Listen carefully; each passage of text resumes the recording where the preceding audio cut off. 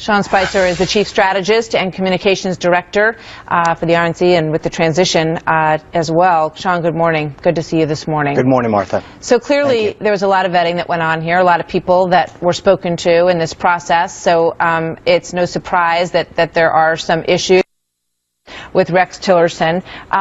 It would only take three Republicans or three people, essentially, in the larger Senate to be against this nomination to have it fail. Are you concerned about that? I'm not. I think the more people learn about Rex Tillerson, the more that they get to meet him, which they all will, they'll realize that not only is he a world-class business leader and a phenomenal pick, but he's a tough-as-nails negotiator that's going to fight like heck for American interests. And that's what's made him so successful in business, is that he's had relationships in Europe, in the Middle East, in Russia, and China. He knows how to fight and win for his interests, and now he's going to be able to take that skill set and fight and win for America's interests. So we spent some time sort of going back over some of the things that he said yesterday and speeches that he's given. And this one was from the Texas Macomb School of Business. He was asked a question about his relationship with Vladimir Putin, and here's what he said. I have a very close relationship with him. I don't agree with everything he's doing. I don't agree with everything a lot of leaders are doing. But he understands that I'm a businessman. And I've invested a lot of money, our company has invested a lot of money in Russia very successfully, and he knows that us being there has caused good things to happen for them. He understands that's, I'm going to comply with the sanctions. So what do you think about that?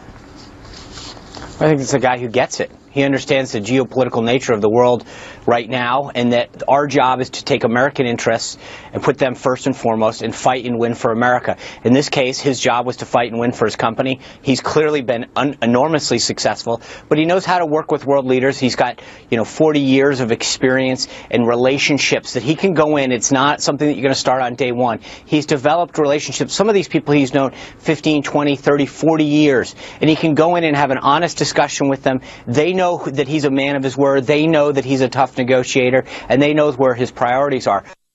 He can be an unbelievably effective advocate for America and for the Donald Trump agenda. It's fascinating. He's gotten a lot of very high-level support. Robert Gates put out a very glowing review of him and his work this morning. Condoleezza Rice supports him.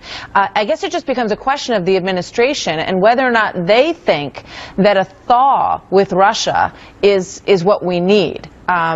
In terms but we don't need a thaw. What we need is somebody who goes in and understands where Russia is right now, their geopolitical interests, and then puts America first and fights like heck for America and our interests. And that's something that Rex Tillerson probably knows better than anyone else in this country right now. He's got the relationships, he's got the record, the integrity to go in and fight and win. Yeah, but we have in the current administration, an administration who many would say has talked tough about Russia but has done absolutely nothing. I mean, when you talk to John McCain and you look at the images from out of Aleppo and you know the role that Russia has played in that situation, how do you look Vladimir Putin in the eye and say, look, we're not doing oil business anymore. We want you out of there. We want you out of Crimea. We want you out of the Ukraine. We want you to stop expansive, empire dreams that we feel very firmly are underway. Well, because I think that there's a huge contrast between what you've seen and what you just described and what people have already seen with Donald Trump. The talk is one thing, but with Donald Trump, you saw in the case of the carrier deal, he knows how to get things done. He's been doing this his whole life. He knows how to go in. He's got the relationships. They understand that he's not just going to throw a bunch of rhetoric around. He's going to get the job done, and he means what he says. I think that's what you've got in a guy like Rex Tillerson, is somebody who understands who people are, the geopolitical situation, what's going on in a country, their interests, and knows how to juxtaposition what that country wants with what the interests that he's fighting for are. He's shown it time and time again in his business life. Now he's going to be able to take that same skill set and fight for America and implement a Donald Trump agenda. All right. I want to get to a quick question about the transition for the Trump business to the Trump White House. Right. And what that's going to look like and when those details are going to come forward. Well, I think Mr. Trump, obviously, his goal was to announce that this week, and his focus has entirely been on the cabinet and getting a government up and running day one to implement his agenda and his vision. So you've seen now he's well ahead of where any modern president has ever been in terms of naming a cabinet. He's well into the mid-60s of naming a cabinet. He's got a large chunk of the sub-cabinet starting to get named. That's where his focus has been.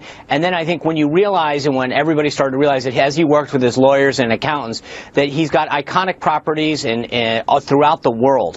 And as they started to realize that what they want to do is make sure that his focus, and it was clear that on day one his entire focus was going to be on fighting for the American people, and that his family would be taking over his business, that we needed a little bit more time because his focus has been on staffing and getting this government ready. The number of world leaders he talked to, the number of business meetings he had, the number of people he's had meetings with to fill key positions. Yep. So he's going to make that announcement in January. He's going to make sure that he lays it all out so that there's no question about where his focus is, and that he will be fighting for America every day and letting his family run that business. All right, we'll look forward to hearing more on that. Sean Spicer, thank you very much. Good to see you, Sean. Thank you, Martha.